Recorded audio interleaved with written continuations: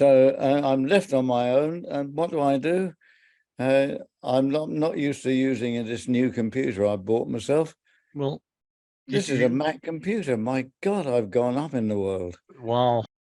I'm down in Folkestone on the south coast of England, near Dover, the White Cliffs of Dover. White Cliffs of Dover. Very close. It's about 20 miles from France. On a clear day, which is very rare at the moment, right, we can see France clearly from just across the road. I can walk out of the house, down onto the beach, look across the road, and suddenly there are the White Cliffs of Dover. Beautiful. How come the White Cliffs of France. White Cliffs of France. So, the album was recorded in Cape Town. Cape Town, yes. Yeah, wow. Many thousand miles away from here. Wow. How'd Cape Town come into the picture? Well, I was talking about my partner, Marianne, and her family live in Port Elizabeth, or it's now Quebec in South Africa. And she said, I'm going to go out and visit them. This is in 2021. Right. Would you like to come along with me? And I said, sure. So we booked the tickets. And then I thought, well, hang on, I wonder if I can do a few shows over there while I'm there. Wow. So I got in touch with a DJ over there who'd been in touch with me, called Shiloh Noon. And I emailed him and said, I'm coming in 6 weeks' time. Can you set up some shows for me? And he came back with 4 shows, but the first one was in Port Elizabeth itself. And I was absolutely amazed that people even knew who I was, because I didn't know. I knew that we'd sold records in the 70s, because A&M Records told us, oh, you're selling well in South Africa. But I had no idea whether anybody would know who the heck I was. But I sat down in a small club in Port Elizabeth, and I played to about 70 people. At one table, there were 4 university professors who'd driven 6 hours down to see me play. There was another couple who'd flown from the middle of Africa to see me play. And as it went on, it became more extraordinary. It was introduced to a local bass player who said he wanted to play with me. I'd already sent him the set list and said, have a look on YouTube and work out, these are the songs I'm going to do. And he was note perfect, and he joined me. And by the time the 4th show came along, which was in Stellenbosch, which is the wine area, just about an hour from Cape Town, I drew 400 people to an outdoor event. Wow. And I had no idea that anybody knew who the heck I was. Wow. And people were coming up after the show and saying, it's so amazing to see you here. We never, ever thought we would see you. It's absolutely amazing to see you. They loved the songs. They sang along to the songs, which is extraordinary. Right. They knew Shine On Silver Sun. They knew the Hangman and the Papists. They knew these obscure songs that I was doing. Really? I did them from the 1970s deliberately. And they were singing along to them. Wow. And I was absolutely overwhelmed by it. Wow. Anyway, I came back to England and thought little about it. And then Marianne said, well, should we go back for Christmas? So I said, okay. I booked an airline ticket, and out of the blue, I had a call from a producer, a documentary producer in South Africa called Neil van der Venter, who said, I would love to produce a documentary about the Strawbs, about the influence the band has had around the world over the years and how important it is. And I said, okay. He said, well, would you consider coming over to South Africa and recording in South Africa? So I said, sure. So he said, well, I'll set up the best musicians for you. So I said, okay. Wow. So I phoned Blue Weaver up and said, Blue, do you fancy going to South Africa? He said, sure. So we met up in Stellenbosch. We drove into the studio, and there we were We were there for 2 weeks, 14 days exactly, day and night, from 10 o'clock in the morning until 7 o'clock at night, making an album. Wow. And what an album it is. Ready. Can I just interject a little bit here? Sure. Uh, it was recorded in the Academy of Sound Engineering in Cape Town. Right. It's a working college for kids wanting to learn to be audio engineers, for broadcasting, for television, for recording in studios, etc. So all day long in the studio, we had a dozen students watching us recording in the studio. All day long, every bit that we did was being filmed for the documentary, not with flash, huge lights everywhere in the studio, just filmed intimately. But the students came in and set up the studio. That was all part of their work course. Wow. They set up the studio, they moved the microphones around, they replugged my guitar when I needed to move it across the studio, etc. So it was a learning experience, both for Blue and I, to learn at firsthand what students were learning in South Africa, Right. but for South African students to learn how musicians nowadays used to record Right. in real studios. Because nowadays, kids who are going to an audio school learn how to use the computer. Pro Tools. Pro Tools. Yep. There is no studio experience anymore. Right. So the fact was that this was the most wonderful experience, not only for Blue Weaver and I, but also for those youngsters learning whether they understood how musical is immaterial. Wow. They saw how real musicians in a studio record into a real machine, and then you mix it. Sure. So the kids were sitting there in the studio. Some of them sat in while we were recording the songs. They were told to keep quiet, Right. but they sat there listening with headphones on. And then when we went into the studio to listen back, they were listening to us and saying, "Why are you putting echo on that? Why has that guitar got that effect on it? Why is that? Why are you singing it that way? And why is the drummer playing it that way?" And so it was the most amazing interactive experience I've ever had in making any record. Wow. Wow. It sounds amazing. And it's a great album. It happens to be fantastic. Is Ready, We Are Ready going to be a single? It came out as the first single. Yeah, it's a great tune. I imagine myself as an Old Testament prophet. Okay. It sounds pretentious. It isn't pretentious. Right. But people say, "How do you write songs?" I have to think songs. Well, Lay Down too is Old Testament based. Of course it is. Yes. A lot of the songs are based on spiritual, not religious feeling, but spiritual atmospheres. Okay. I imagine myself as being, the world is shifting. Around the world, thousands of people are on the move. They're migrating. And it started in Africa when the water started drying up and they started looking for water. And that is the whole clue to everything that's happening in the world at the moment, is water. Right. And water is it because of climate change. You've got countries like Japan at the moment, being the small island of Kyushu, being flooded out. Whereas Tokyo has got incredible heat wave, and this climate change is happening all across the world, and across Africa, thousands of people are moving out of their African heartland across the world, moving towards Europe, moving towards more prosperous countries. And it is but it's all caused by climate change. And if we don't fix climate change, then the world won't exist in another 100 years. Well, look what's going on in the States now.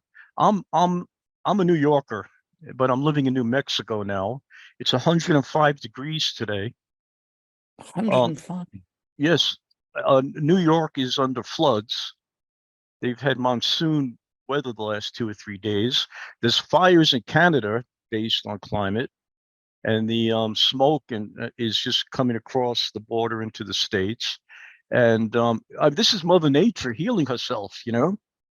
Yes, it is. But Yeah, you're we're talking to one another yes, about a huge, huge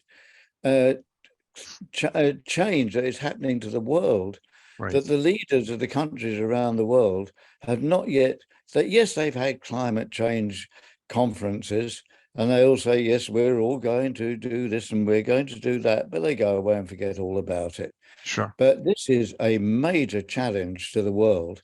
And I assure you, I say 100 years, it might be 200 or 300 years, this world will not look like it does now. No, And they're now thinking of mining, I won't even go there, but mining minerals from under the ocean. The country is, the world is desperately looking for these newfangled things to get themselves to have electric cars to try and change the world by that means, instead of actually doing something about climate change. Anyway, getting back to the song Ready, as we were talking about, I imagine myself as an Old Testament prophet, as saying, standing on the top of the mountain and saying, this is happening to you. It is what we are seeing is a biblical proportions, and this song is a biblical proportions. now a lot of your material came from the Old Testament, you know, based on Old Testament readings. Prophetic, prophetic it was. Yes, yeah, And I've done exactly what you're doing. I choose a chapter every now and then and read it, right, and I'm astonished with that they saw what was coming, even that far away. right, And but people forget the Old Testament. Oh no, the Old Testament's gone. It's the New Testament that matters. yes, Everything moving, shifting. Oh, it's all new, new, new. yeah. You have to look. History speaks. History. If you don't understand history and the background of history, you can't understand what's happening now. As And when it was spoken, so now comes to pass. yes, That you know. and I was never religious. Spiritual, yes. Religion, no. And you know, I still don't know if it's going to change my attitude. I mean, there's something there that we all answer to. Don't know what it is, but there is always something there. And we We could get into. I wish we were face to face. We would have a couple of glasses of wine, and we would get into a long philosophical discussion okay, about, is there a higher being? If so, who is that higher being? right. But the higher being is actually an accumulation of the minds of all of the people that has ever been. That makes sense. That makes sense. And you know, when you said that people got together and sang your music, I when I knew that I was going to be speaking to you, and I knew a couple of weeks ago that this was coming up, I started kind of bragging. You know, I was very honored to be able to talk to you today, and I was telling people about you know, the fact that we were going to be speaking, and they didn't know the Strawbs per se, the younger people, but they knew Lay Down. They knew a part of the Union. They knew your but the songs that were out in front of people all had a message. They all had something to say. They weren't Well, they do, and you've hit the nail on the absolutely hit the nail on the head with what you've just said. The continuity of Strawbs is the songs. yes, It isn't who played on the records. It isn't who played a guitar solo on that record. It is the songs themselves that speak for themselves. right, And I came out of the folk tradition. I was never a folk singer, right, but I went to folk clubs, and I loved the fact that people introduced a song and said, this is a song from the 1800s, the 1900s. And it was about what was happening then. But now can see myself and look back upon myself as being somebody in the 18th century who went from town to town, as they did, the singers of those days, Troubadour. troubadours singing the news.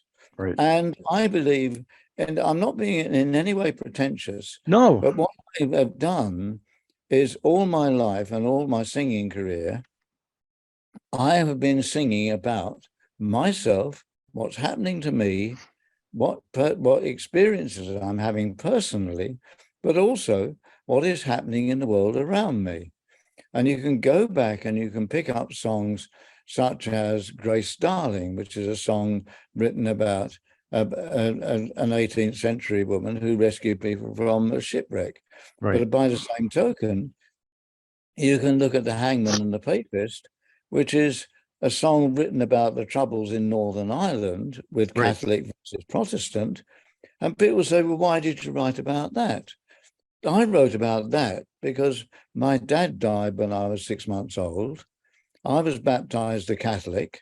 My mother married again when I was 6 years old, and she married a Protestant. And for some reason or other, which my second dad has died and passed away, I shall never know, he would never have the Catholic priest in the house. So within my family, I grew up as a Catholic. My brother and sister were baptized as Protestants. Right. So I used to go to the Catholic church. My brother and sister used to go to the Protestant church. The only time I went to the Protestant church was when I went and sang in the choir there. I went and sang in the choir purely for the reason you actually got paid to sing in the choir. Wow. It was pocket money for me, Wow. but I didn't mind where I was singing. But nonetheless, there was this division within my own household between Protestant and Catholic, Right. which I then turned into a song about the troubles in Northern Ireland, which is the first song that Strawbs sang on Top of the Pops, which was the biggest television show in the country, in Britain at the time. 17 million people used to tune in every week to watch Top of the Pops. And there we were singing The Hangman and the Papist. And 10 years later, I had the privilege of being invited to sing that song in Trafalgar Square to 25,000 people, sang it on my own. So I sang The Hangman and the Papist at the Peace March. Wow. It was an unbelievable experience. Very few people know that I did it, but I actually sang The Hangman and the Papist, but there were warnings I had before I did it. Tell him not to sing that song because we're going to kill him. Really? So I just got up and I sang that song. I didn't care if I was shot dead because I was making a point, because I was singing about my family. Right. I was thinking about a division within my family, but put it in the perspective of the overall situation in Northern Ireland.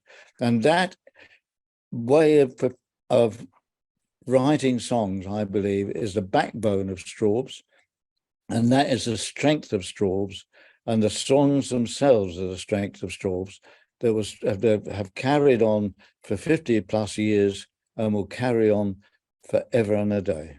I believe they will.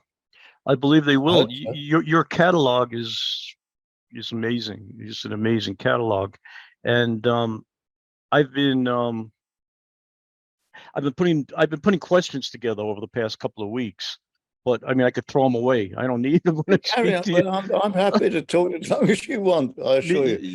Yeah. But I mean, I've got a little glass of wine here in my hand, okay. And there's remains of a little bottle left, so Okay, we'll carry perfect. Brave New World, one of my favorite albums of all time. It was such a dark, gloomy album, but it had a hint of. It is and it isn't. No, but I'm saying it had a hint of an answer at the end that brought you back up. You know, at it's the a end. very dark album. Yeah. It's a very bleak album. Right. It's a story of a young man's journey through life. And he sits on his, hey, little man, won't you come and sit by my side? Yeah. And I'll give you a train. How about if we go for a ride? And that's, but it starts off with the bleakness of Grave New World, or New World itself. Yeah, Benedictus, beautiful tune. But it was the first song we played with Blue Weaver. and it was Right. the first song with drums and etc. Well, drum prominent, etc. And but I set it out as a whole plan of being a story of one man's journey through life, and at the end, it ends up with the old man going to the journey's end. The signpost stands where the crossways meet. There's but one way to the journey's end. The old grey man with his heavy load is waiting for a friend. That's Right. me going through life. But I was a young kid at the time, not a young kid, but I was, in my 20s. But, I imagine myself this journey through life where this person goes through life and ends up at the crossroads and he doesn't know which road to take. And the signpost turns. Sorry, it becomes, when I start talking about it, it becomes very emotional. Right. It's an emotional album. Yeah. It's an emotional album. The beauty of it is my daughter now is it ends with the school choir. We thank you for the wind and rain. my little daughter at 6 years old was the one who was kicking the bench that she was sitting on during that. That was her school class. Oh, and really? Blue and I went into her school class and recorded That's them right. singing that. So it was deeply personal to me. But to me, it closed the album up. And people said, why the heck did you put that on? It spoiled it. It didn't for me. No. It was just it said, there I am. I've finished this album. And this is my daughter at 6 years old. Wow. I can tell you what, she's nearly 50 now. So Sure. yeah. It just shows you. And I got very choked up just now thinking about this album. But a lot of Strawbs music is incredibly emotional. It is. I think that what happened was that because the songs were so deep, they weren't the sort of songs that would get played on FM radio or AM radio because they're too deep and too thoughtful. Right. And as a result, Strawbs went off into in some sort of in a bywater of our own, if you like. Is that we are in the folk tradition, although we were never a folk group. We weren't as successful as we might have been. We were always looking for that hit single, but the songs always had that edge to them, which somehow stopped it. Right. You started out as bluegrass. Yes. And kind of evolved into those Strawbs. Back at that time, I was given an album called From the Newport Folk.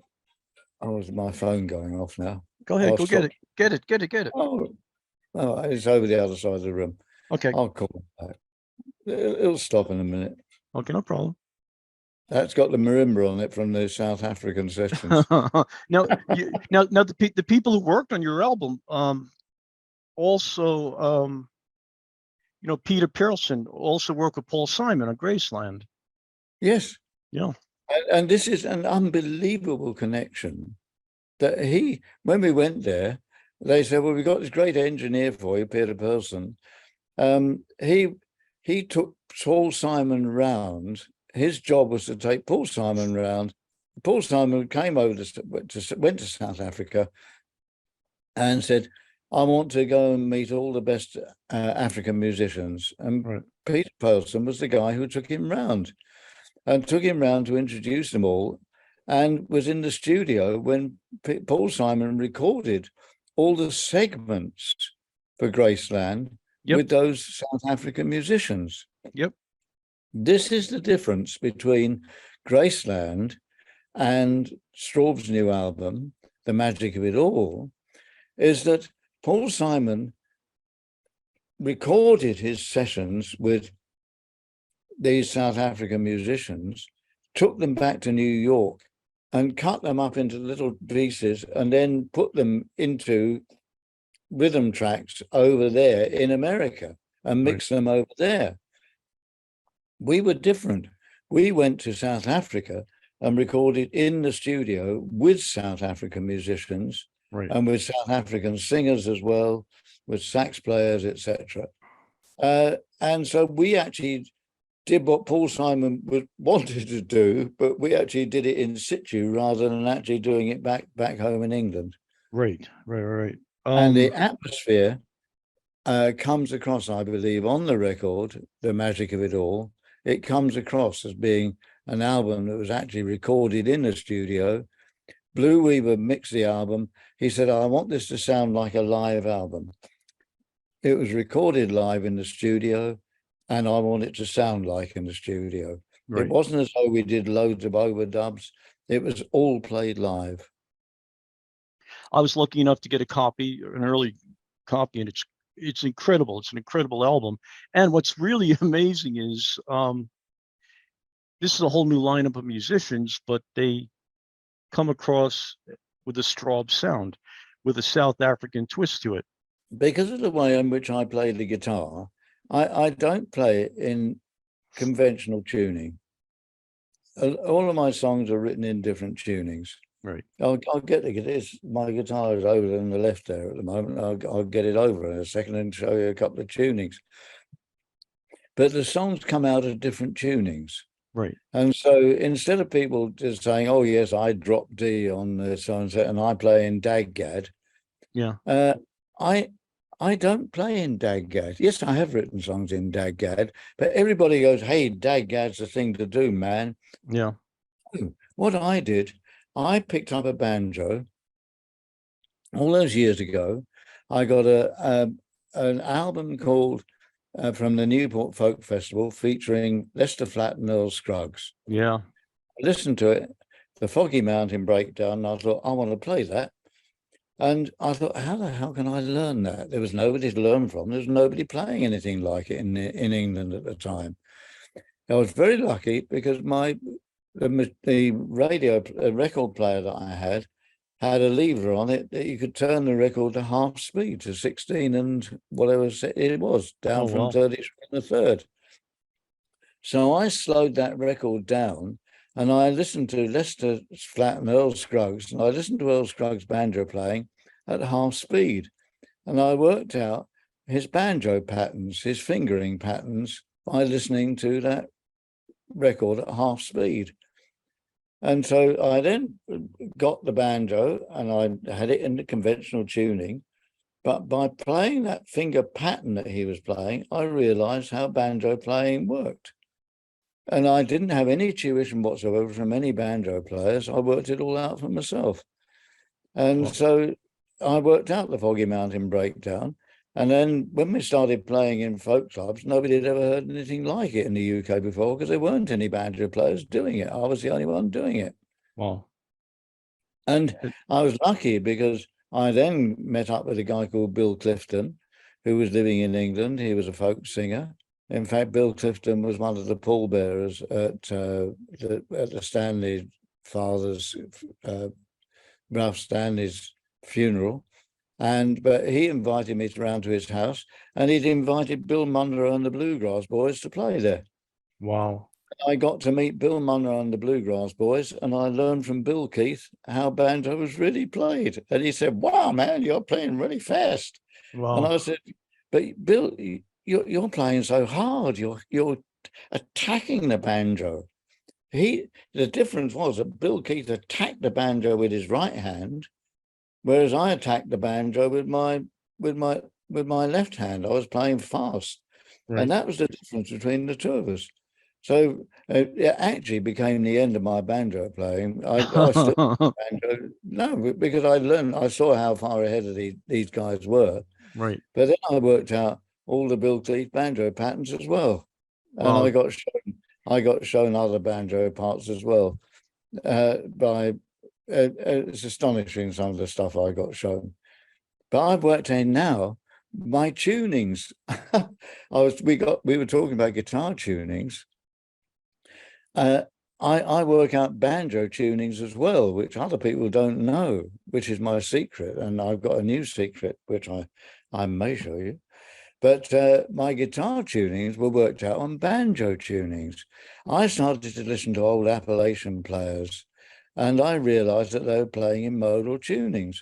And I worked out that they were turning the second string of the banjo, open string G, banjo, D, G, banjo tuning anyway. It's the same as the guitar, except the first string's tuned down to a tone to D.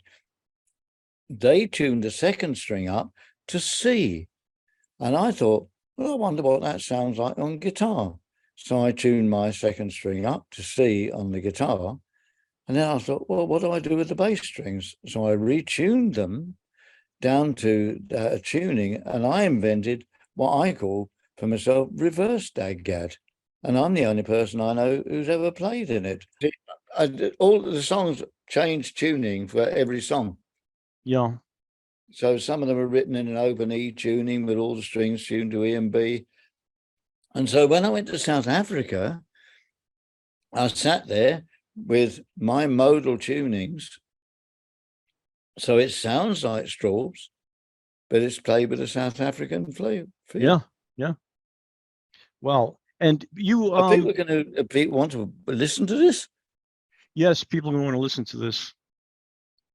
Yeah, people are going to want to listen to this because most of the people who listen to my shows are musicians, as opposed to the casual, rock and roll person.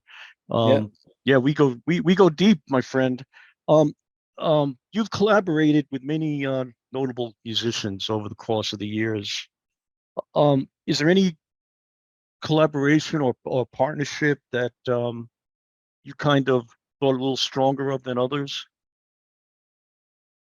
I've learned from everybody I've ever played with. I think that's more important. I did piano lessons when I was a kid, but my teacher didn't make me much by my decision to as to what I wanted to learn. I learned all the scales. I learned where the notes were, and I could do all that. But I didn't go for grades to learn classical music. I wanted to play the pop songs of the day. Sure. So I learned that. Now, when Rick Wakeman joined the band, I was mesmerized by it. And I started to play. In fact, the tunings, one of the tunings I used, he said, that's discordant. And I said, no, it isn't. I said, listen to it. He said, no, you're playing discords. Well, I said, well, that's how the blinking thing goes. But so he started to play his rippling style of piano around it. And that's how Rick's sort of style evolved, if you like, out of my guitar tunings. Right. Because he had no, he could not play the chords I was playing because they were discordant. Right. But the sound of the guitar doesn't sound discordant. It's got an atmosphere about it.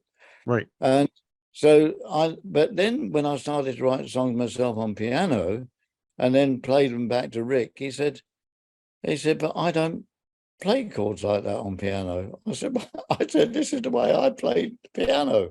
Right. So I write songs, and I've written songs on the piano that Rick has gone, well, I would never write that way. I said, well, you learned it you went through the classical tuition mode. I went through the self-teaching mode. And I said, what I said, and I had this conversation with Rick, I said, what I learned from you, I watched your left hand rather than your right hand. I said, I watched what you were doing on your left hand. Right. And I said, that's what I've learned from you, Rick. And that's why the songs I've written on piano, I sound so very different, because I write the left hand bass notes first and put the right hand on top of it. Oh, really? Whereas you start with the chords on the right hand, right, and do it the other way around.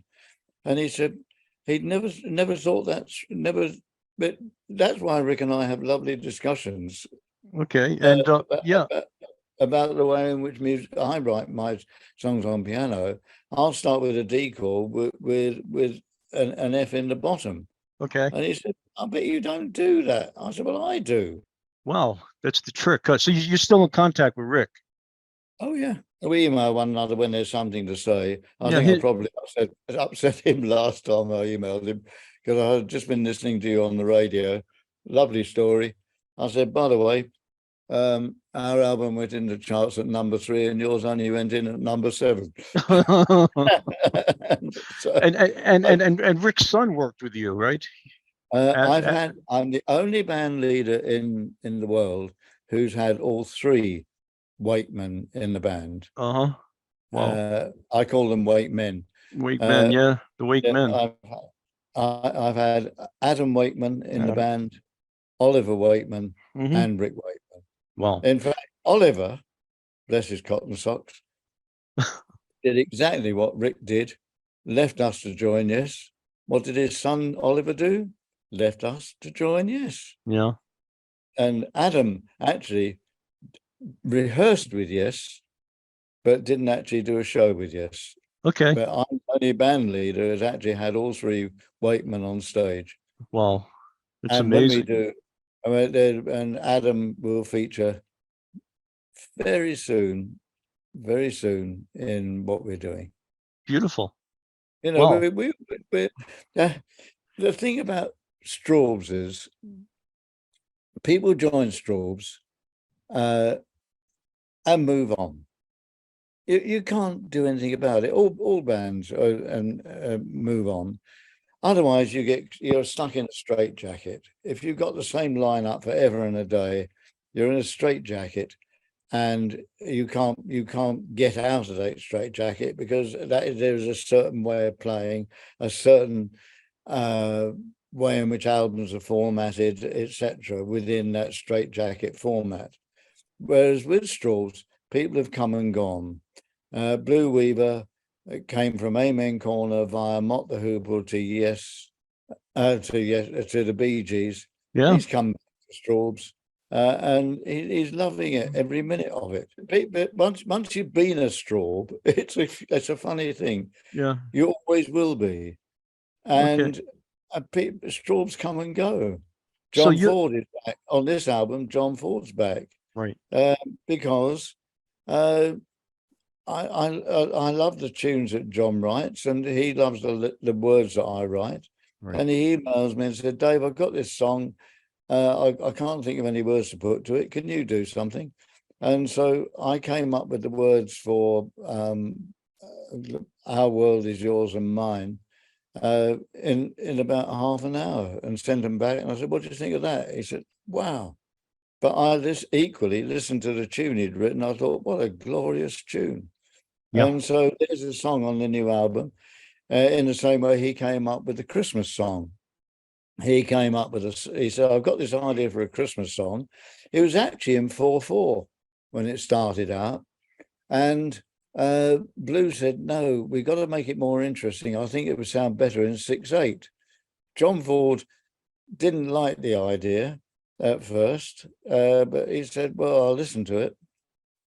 And then when he heard it in 6/8, he thought, "Wow, that sounds something." It puts a whole different feel on it. And that's Christmas. That's Christmas Ghosts. Christmas Ghosts, yeah. Yeah. And so that's in 6/8 tempo. And I had the idea of Christmas past, present, and future. Christmas past. I looked up every title of every Dickens book that was written, and it's essentially the first verse is the titles of Dickens books. Bleak House is Open, Christmas at Last, The Old Christmas Carol. The second verse is Christmas Present. Everyone's spending Christmas online, which is absolutely true. Sure. And the last verse, I don't need fairy lights, I've got the stars. I'm spending Christmas out here on Mars. We were talking earlier on about the whole shifter bend world. They're now talking about going to Mars and colonizing Mars. That will happen within 200 or 300 years, or 200 years, or maybe 100 years. Yeah. And who knows, then once the Earth, we've managed to wear the Earth out, we'll have to go and wear Mars out, colonize it, and then wear that one out. But anyway, that was the idea of that song, and John loves it, and I love it where it is on the album as the closing track on the CD version.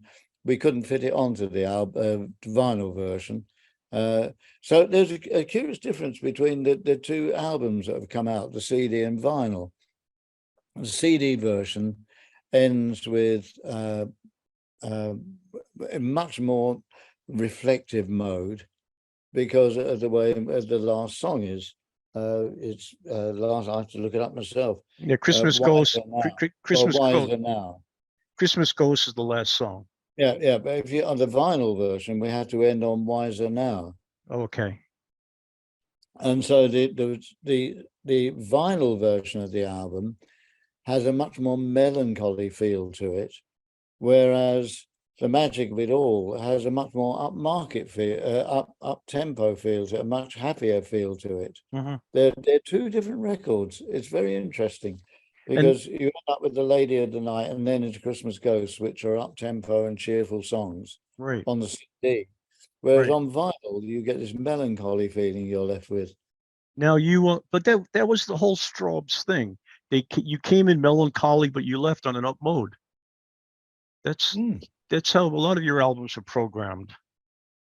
Yes, and I think one of the most important things with an album is the programming of it, the programming of the tracks.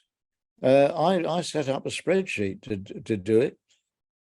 I put the titles down on the left-hand side, then the times, and I digitized the times. So 1 minute, 1 minute 36 seconds becomes 1.5 minutes. And I digitize it all so I can add it up on the spreadsheet as I'm going. Right. And then I put the key in alongside that. And then I put the mood and tempo alongside that as a fourth column. And as you go through, you have to make sure that you don't get two songs together that are both in the same key of D, otherwise it gets boring and monotonous. You have to make sure that the tempo is up tempo or down tempo or mid tempo. And again, every little subtleties come in, such as when we go on the album from Slackjaw Alice living in Paris, the next song is Paris Nights. Right. So there's a flow, a connection there, living in Paris into Paris Nights, although it's a totally different song. Right. And I think everything on the running order of an album has to be worked out in absolute detail to make sure that the flow of the songs tells the story, if there is a story, or sets the mood of the album, how you want it to appear, how you want people to listen to it. Okay. I spend hours doing it. I'm very lucky because my partner's son is a professional photographer, and he took me out on the beach when the whole family came to stay here. They're now in Dallas, Texas, believe it or not. Wow. And in South Africans, except he's American. It's very complex, but Marianne's son is American. But anyway, and he's actually shooting the IPL cricket in Dallas, Texas, which then goes up to North Carolina. Wow. And so he shoots every ball of every match. Wow. But he took me down on the beach and took the best set of photographs of me I've ever seen. His daughter, Kendra, wrote a song with me called The Water Song. I don't know if you're aware of this. It was written for the water conference in New York that was held last year. Or was it held this? No, it was held earlier this year. Kendra is the daughter of my partner's son. Okay.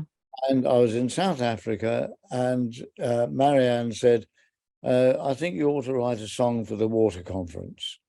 So I said, what should we call it? She said, it's called The Water Song. I said, oh, okay. So I sat down with Kendra, and this is a 15-year-old schoolgirl in South Africa. And I said, what's your favorite song? And she said, Everybody Wants to Rule the World by Tears for Fears. I said, oh, okay. So it goes like this. Everybody wants to rule the world. So I said, okay, if we're going to write a song together, we've got to start somewhere. So I said, we'll start with that rhythm.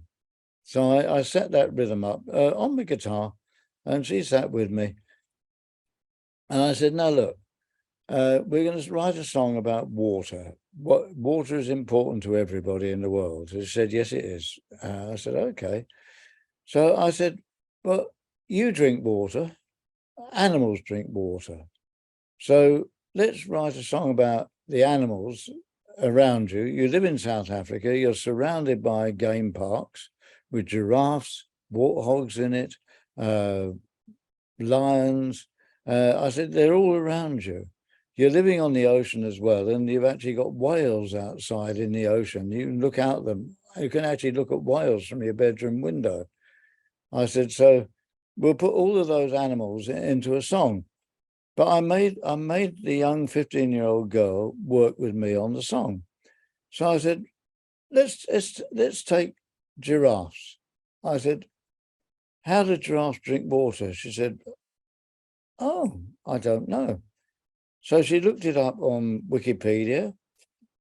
Do you know a giraffe has got a neck 6 foot long, or whatever length long it is? We found out that the giraffe, to drink water, has to put its whole head in the water, in the lake or the river, suck water into its mouth. It then lifts its head up, swallows the water. So I said, giraffes drink water upside down. So that went into a line in the song. And so, but she also plays marimba in her school band. Wow. And so we wrote this song together, and it starts off with, "Water quenches an elephant's thirst, but too much rain makes a river burst. Hippos smile when they're rolling in mud, but too much rain makes the river flood." So we then had a song together, Well, "Water, water, we can't do without it." And then I said, "Well, what do you need water for?" She said, "I need it to wash my hair." I said, "What else?" She said, "Brush my teeth." So the chorus of the song goes, we can't water, we can't do without it. We all need water to wash our hair. Water, we can't do without it. Water is scarce everywhere. That song this year was played at the United Nations water conference in New York. It was proposed by the South African Minister for Sanitation and Water. He played it to the whole convention, the whole of the people. There were thousands and thousands of people from all around the world attending the conference. He played it in the main building and the main theatre of the United Nations Assembly. I was watching it when it was played, and the whole assembly applauded that song. remarkable. So, the water song, you can look it up. The water song, you can find it on my website. And you put that up on your website, the water song by a school in South Africa. Richard made this wonderful video of the kids, the 15-year-old, well, there were 9 to 11-year-olds singing it, and the 15-year-old kids playing the marimbas. And they were all doing their rolling their hands and waving their arms, and the video is absolutely enchanting. Well, we've had thousands of views so far on YouTube, and we're looking now. The idea is to send this song round to every country in the world, and for them to translate it into their own language, play it on their own instruments. If it goes to India, they can play it on tablas, they can play it on sitars if they want to. Siraj, sure. But sing about water, we can't do without it. Again, this is a song with a meaning. It's not on the album. We were actually going to put it on the end of the album, but decided to take it off because there's nobody from the Strawbs performing on it. However, guess who? Blue Weaver was there, actually producing the music and making sure it all sounded fantastic. Well, water song written by David Cousins and Kendra Huggard, 15 years old, from South Africa. Beautiful. Wow, what a story. Now you brought up your partner Marianne. How is she involved with the United Nations and everything? Marianne is She runs a charity called the Commonwealth Medical Trust, of which I'm a trustee.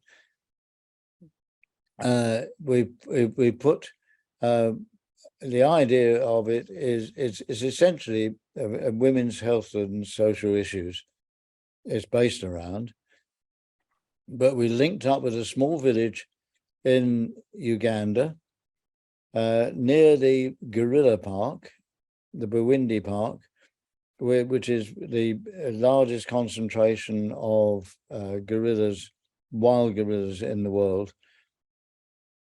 And one of the wardens in the village takes pictures for us.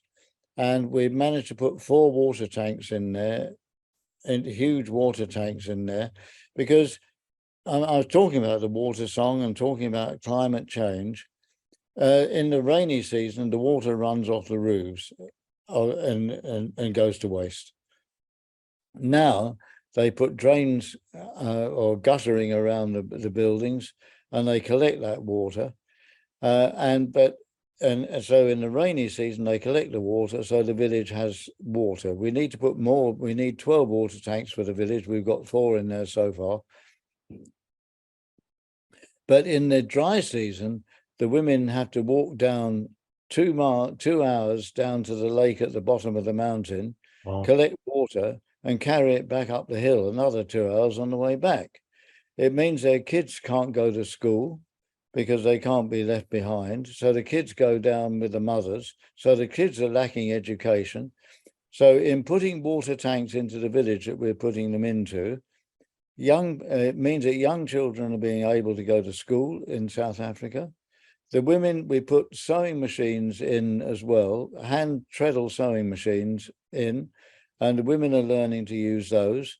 They now make the children their own. They make children their own clothes and children's clothing, and they're now learning the skills to use the machines, so that when visitors come to the national park in Bwindi to go and see the mountain gorillas, they make clothing for them to sell to it. So we're helping the village by putting water into remote village up a mountain in Uganda. We are helping that village to become more self-sufficient and to earn a living and also to earn a living. If a woman becomes pregnant in that village, the men have to carry that woman 6 or 7 kilometers over muddy roads to the hospital to deliver the baby. And in the terrible floods that they had recently, the bridge got swept away. So I'm talking about climate change. Everything I'm thinking of at the moment, I didn't get into this myself. I did it with the help of my partner, Marianne Hasselgrave. Very much so. But I'm involved in being annoyed at what is going on in the world at the moment. Politicians are looking out for themselves. They don't look at and kindness. The whole feeling of kindness has disappeared off the globe. COVID eliminated that. It did. There is nobody does anything for anybody anymore unless they're getting something out of it. Yes, and everybody wants to fight. Yes, and everybody wants. There's greed going on.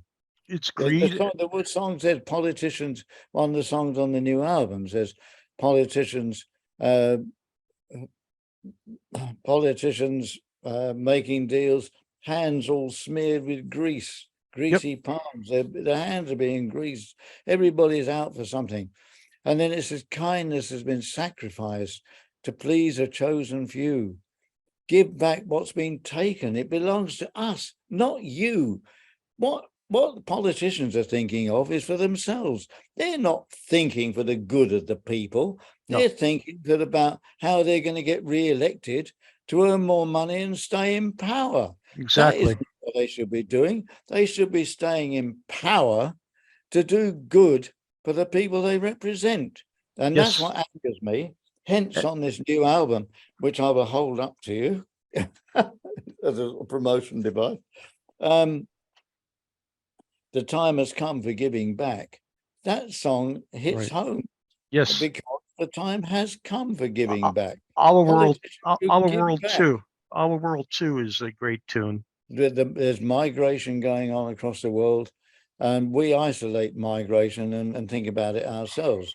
But Britain, because we decided to exit from the European Union, has become now, we've become essentially a third world country.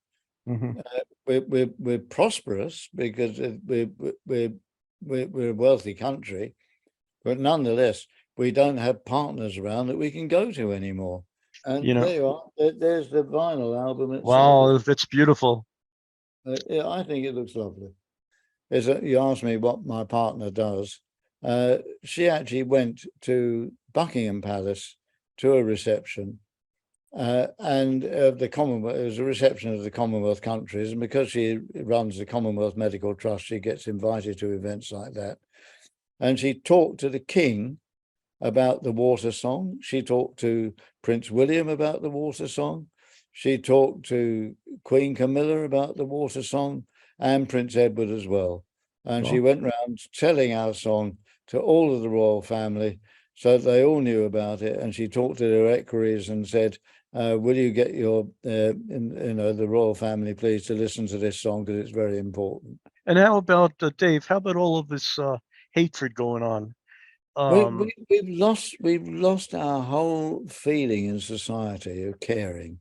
Yeah. Nobody cares. The only people anybody cares for, or not me particularly, but most people seem to just care for themselves and look out for number one. Mm-hmm. They do not care for one another. And again, that comes out in the song "Everybody Means Something to Someone," which is that people don't communicate anymore. They don't write letters to one another. They don't pick up the telephone to one another. They don't send messages to one another. They just they live in an insular world. They do not communicate. And all I was trying to say on that particular song is, why don't you pick up the phone? I simplified the lyrics from what I usually write because I wanted to make it a powerful, not a powerful message, but say something very simple. Just if you're feeling lonely and blue, somebody else is feeling lonely and blue. Pick up the phone and get in touch with them. Sure. If you're feeling you've lost touch with friends, I bet you've lost touch with 9 out of your 10 friends you used to know. Pick up the phone. Who knows? Send them an email. Get in touch. And Everybody Means Something to Someone. To me, it's the best song on the record. Set up a Zoom. It's easy. Yes. Set up a Zoom meeting. We've been talking now for over an hour, I should think. But I'm Larry. You are the Strawbs, and everything else revolves around you. So how do you put together the pieces? Well, with Ready, Are We Ready? I came up with it. I wanted to do it in 7/8, the tempo.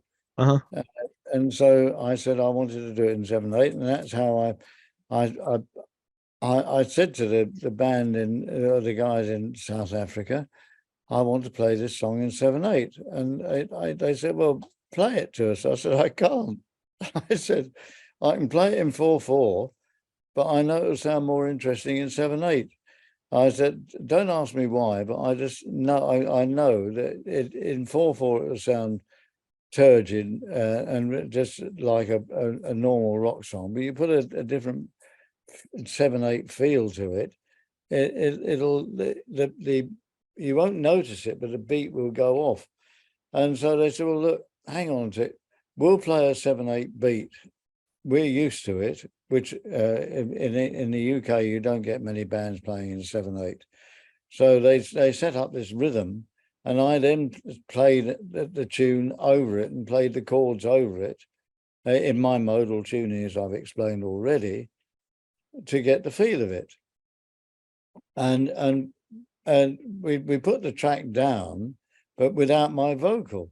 And then I was mumbling as I went along and singing it. And then they suddenly started to listen back, when I suddenly came up with my Old Testament voice with singing it, their jaws dropped because they said, "Wee!" Because the power was there. But then I realized that if you went on all the way through in 7/8, it became monotonous. So I suddenly said to Blue, look, we need to put a 4/4 section in as well. So then the instrumental sections were dropped in in 4/4, but then the tricky bit was getting out of 4/4 into 7/8 again. Right. But these guys can play anything. Well, okay. So And I visualize a song like the magic of it all from the new album, the actual song. There was a solo section in the middle of it, and I said, well, he said, well, what should we put on it? Should we put a guitar solo? I said, no, I'll put a dulcimer solo on it. And so well, he said, what? So the solo on in the middle of the magic of it all is me playing an electric dulcimer. And so because of the way in which the dulcimer is fretted, it gives you a totally different feel to what it would give you on an electric guitar. right. Unless I told you that, nobody would realize what it is.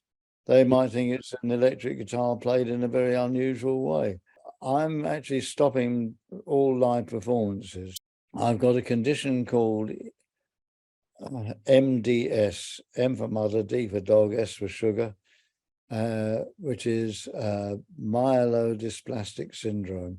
It's a very rare blood disease, and it means that my immune system has collapsed, and I can't go out anywhere and mingle in big crowds. I can't go and talk face to face with people. It's like being in a COVID lockdown situation, but for the rest of my life. And so I'm doing one more show at the Fairport's Cropperty Convention, but I consulted with the doctors, and they said, well, because it's outdoors, that'll be all right. I bought a microphone that I will use just solely for myself so that I don't pick up any infection, because if I pick up an infection, that could be it. Playing live Strawbs will never ever happen again after August. That didn't mean to say I'm not going to make records. I certainly am going to make records. We're going to make some more Strawbs albums. It Beautiful. doesn't preclude me from doing that, but I just can't go out and play live anymore. I continually jot down ideas for new songs. Okay. And they're always there. And I go back. I've got a backlog of song titles or lines, phrases, verses that I go back and raid every now and then. And there are songs that I've got that I know will be part of the next album. Okay. But it'll be more funky than this album, I think. I want to do something more funky. A little funkier, huh? Yeah. That's pretty cool. You'll see. Wow. And you're gonna have one of the Wakemans with you? There might be. Okay. Cool. That's You great. never know who might turn up. See it. So right now, might be drummers from around the world. I know there might be. Who knows? okay. The first shows that we did when we were touring in America were with Santana. Yeah. Okay. And they loved, and Carlos Santana used to stand on the side of the stage and watch us every night because he loved the mellotron. He couldn't understand where the sound came from, and they stood there.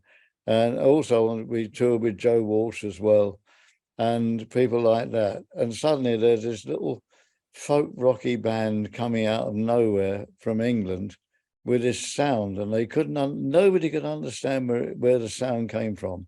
And it was a mellotron, and they were mesmerized by it. Wow. So we got to know Carlos Santana. And I remember having a breakfast with Carlos Santana and John McLaughlin and me, just sitting having breakfast together. Oh wow. It was fascinating. And the mellotron was a monster to travel with. That was a tough instrument. It was awful because we did a show in Boston Heights in the open air can you imagine this lineup? Billy Preston supported by Strawbs. Wow. Wow. Never was anything more mismatched. Wow. Yeah. But the mellotron tapes melted in the heat. It was 90 degrees. And so Blue pushed the keyboard out and it went. Wow. Wow. Wow. Wow. Nice. So And yet, everything had to be played on organ, and it sounded awful. well, that was yeah, that had to be 70s, obviously. But Yeah, you guys, you know, the Strawbs were a prog band for a while. yeah. Yeah, No, we're not a prog band. We're a continual evolution. right, right, right, The right. music evolves.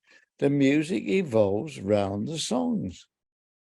Right. We don't set out. I never said we're going to be a bluegrass band. Okay, we'll be a prog band this week. Now we're going to be a heavy metal band.